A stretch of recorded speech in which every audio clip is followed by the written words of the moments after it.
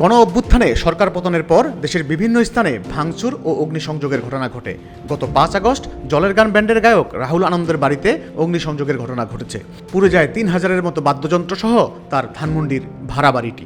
তখন একাধিক গণমাধ্যম রাহুল আনন্দের বরাত দিয়ে সংবাদ প্রকাশ করে যে সংখ্যালঘু হওয়ার কারণেই তার বাড়িতে এই হামলা হয় এবং কোনো রকম স্ত্রী সন্তান নিয়ে প্রাণে বেঁচে ফিরেছেন তিনি। তবে এখন অগ্নিসংযোগের ঘটনা নিয়ে শোনা যাচ্ছে ভিন্ন কথা। সে সময় প্রাথমিকভাবে ধারণা করা হয়েছিল পরিকল্পিতভাবেই এই আগুন দেওয়া হয় রাহুলের বাড়িতে। এক সাক্ষাৎকারে রাহুল আনন্দ জানান, স্ত্রী সন্তান নিয়ে এক কাপড়ে বাড়ি থেকে কোনো মতে বের হয়ে এসেছিলেন তিনি। রাহুল আনন্দের বাড়িতে হামলা ও অগ্নিসংযোগের ঘটনায় তীব্র নিন্দা ও প্রতিবাদ জানান সংস্কৃতি অঙ্গনের মানুষজন সহ অনেকেই।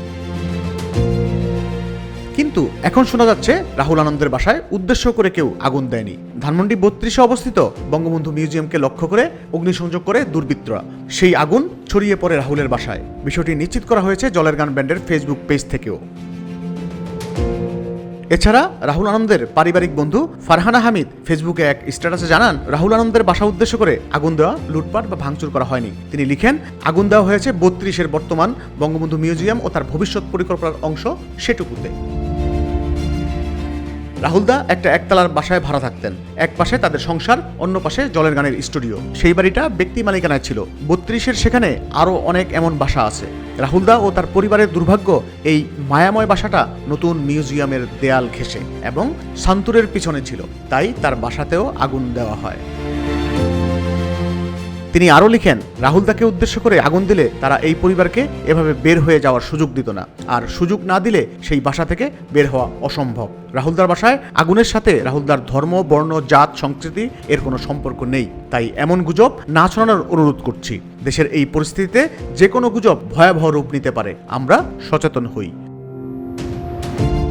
একটা সংসার, একটা দলের বহুদিনের সাধনা, একজন বাচ্চার শৈশব, এর সবকিছু পুরে ছাই হয়ে গিয়েছে।